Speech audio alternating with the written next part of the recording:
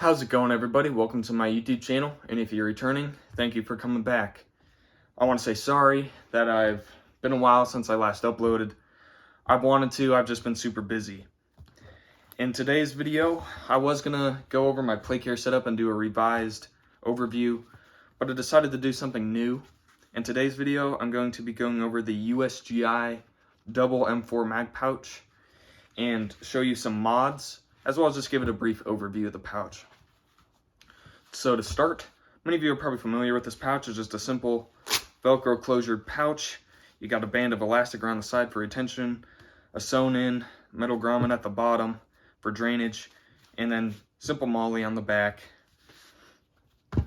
As the name would imply, the pouch is able to hold 2 M4 mags.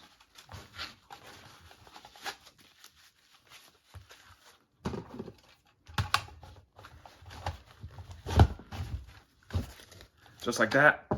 Holds them pretty well. However, when I used to use this pouch, I would just use it for one, just because 2 mags in here is really tight and it's a little tricky to insert and exert them from the pouch. But just with one, holds it really well, and that elastic on the side helps keep it retained. It'll hold more than just simple Stanags. It'll hold mags with the Magpul base plate on here. It'll P-mags with those base plates. It has a lot of capabilities, especially for those tall mags. You could pull up this Velcro tab here.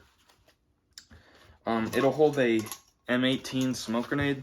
This is just a replica M16.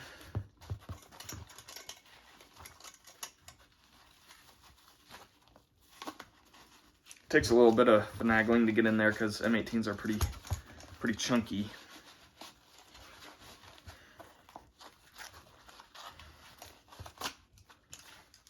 But it does work pretty well. Holds it, and you got enough room on the top to grab it and pull it out. And the exertion is actually pretty smooth on those smoke grenades, which is really nice. Another thing you can hold in a pinch, I wouldn't recommend this pouch for this, but you can do it, is holding a pistol. Here's a 1911, and it can hold it. Again, definitely would not recommend this as a holster, but in a pinch, you can throw a pistol in here. Not sure what situation you need to do that, but you can. Now I'm going to show you some mods you can do. So the first one is going to be turning it from a vertical to a horizontal mag pouch. What you're going to need for this is you're just going to need 2 Alice clips, or malice clips, or any kind of alternate. And what you're going to want to do is you're going to want to take the malice clip and thread it through the MOLLE like this. And then you're going to want to do it again down here. And then now, when you MOLLE this down to something, you're going to go through the first band of MOLLE on the system, just pretend that's my finger, and then you're going to tuck it down through here, this MOLLE tab, and then you're going to pull it through the second row MOLLE on, let's just say, your plate carrier, and then tuck it down in the end of the malice clip. So this is useful for belts, putting them on the front of a plate carrier, and then you have a fast mag like this. This is a pretty useful mod. I did it once on the front of my plate carrier, and it actually worked really well. Now for the other modification.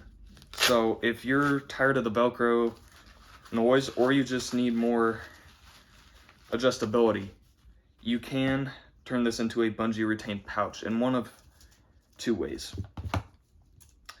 The first one, this one's going to be less likely, is you can use this Cry mag shock cord retainer. These come in their Smart Pouch Suite. A lot of the time these will come with them. However, that's only going to apply to some people. This one, everybody can do because it's very cheap and easy to do. What you're going to need is a piece of shock cord and a pull tab. So how to make these pull tabs, it's very simple. Just take a piece of fabric, fold it over each other, and sew it down. I put a piece of duct tape on this one just to give it some extra grip. And now how you're going to mod this pouch is you're going to pull the shock cord through this opening here, and you're going to want to measure it out so it's even.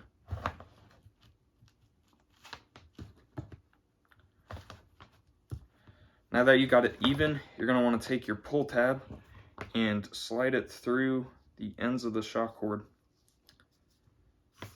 Okay, now that you've done that, you're going to want to bring the shock cord around the back of the pouch and pull it through these two MOLLE tuck tabs here.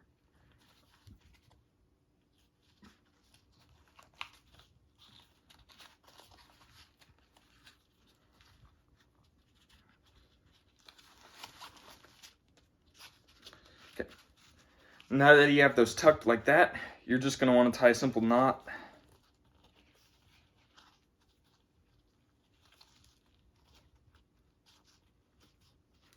To make sure this doesn't come undone.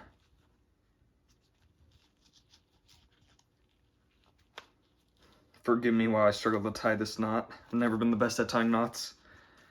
Boom. Now you have that tied in like that. It's bungee retained. So now you can throw your M4 mags in here.